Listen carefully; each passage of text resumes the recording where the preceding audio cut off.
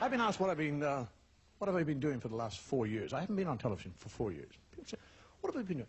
I actually retired. I still am retired. But to keep myself during my retirement in a manner to which I'm accustomed to, I have to work.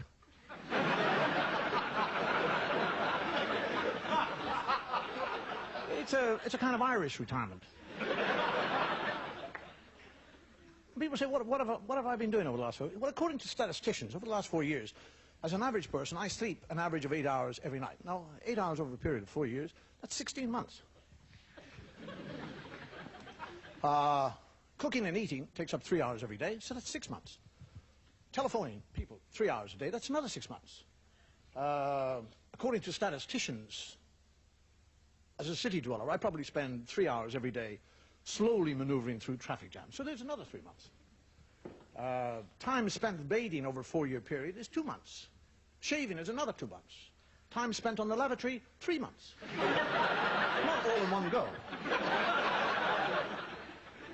So that means I get up in the morning, shave, go to the kitchen, eat, make a few phone calls, get in a traffic jam, come home, have a crap and go to bed.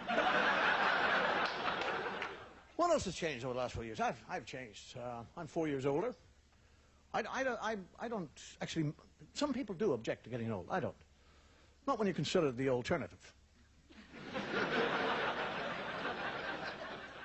It really is. I mean, it really is my ambition just to get old. I just want to get old.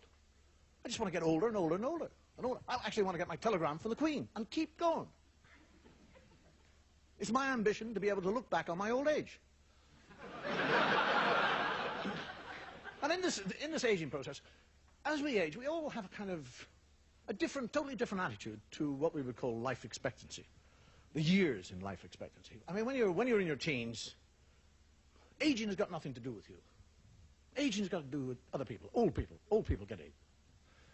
And then when you're 20, you kind of think, if I live to be 40, I'll be happy. 40 to 20-year-old is ancient. Decay. Christ, I'd rather be dead than 40. And then when you're 30, you're thinking, geez, 40? Surely I'm entitled to live a few more years than 40. How about 55? Go on, how about 55? Give me 55. I'll be happy with 55. You get to 55, 75, 75! You get to 75, you think, shit, 76, please God, 76! Then when you're 83, it makes no difference because you've gone.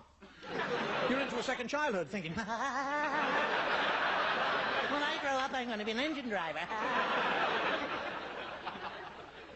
And then there's all those arseholes. You ever come across those arseholes who say things like, I never want to be old.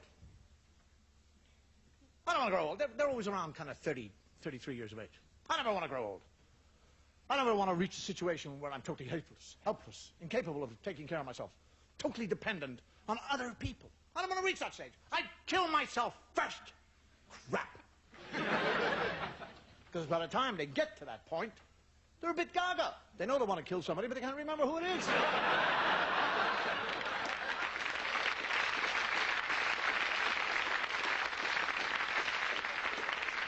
One of the things, increasingly, I'm a member of the older generation,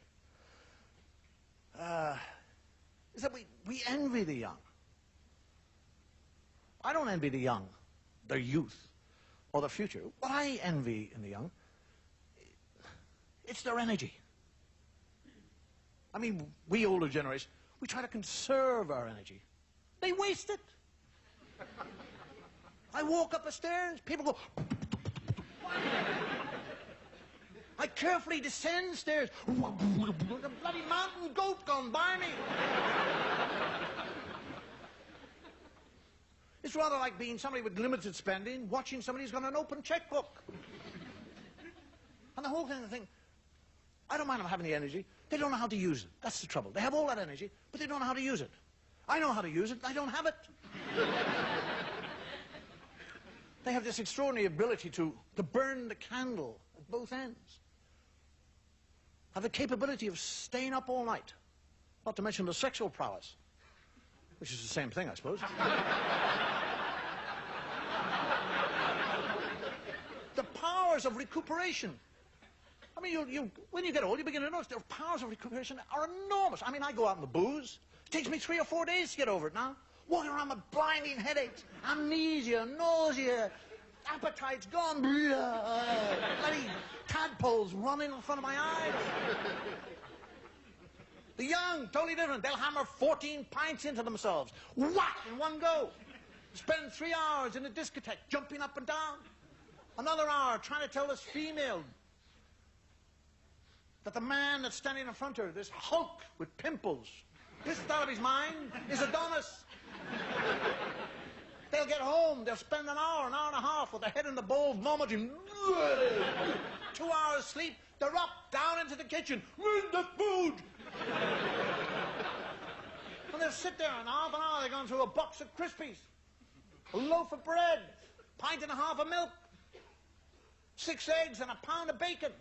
They sit there finishing up, scratching themselves, belching, farting,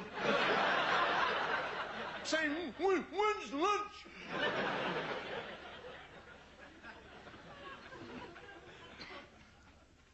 Not only in the aging process, interesting.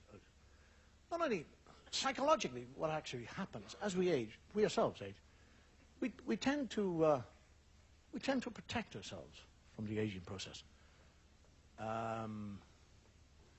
by seeing ourselves in a different age. And this happens to us all. We all see ourselves in the age where we feel most suited. I walk down the road, I think to myself, maybe 30. That's how I think, 30. I'm going down the road swinging, 30 years old.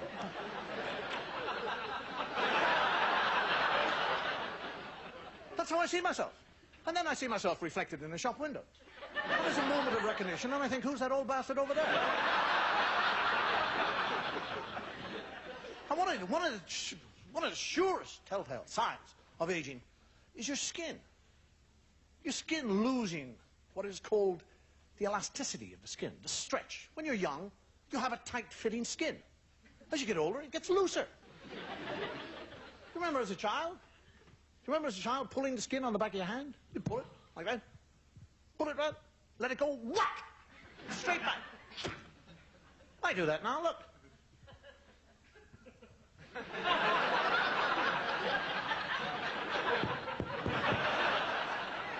8 bloody seconds.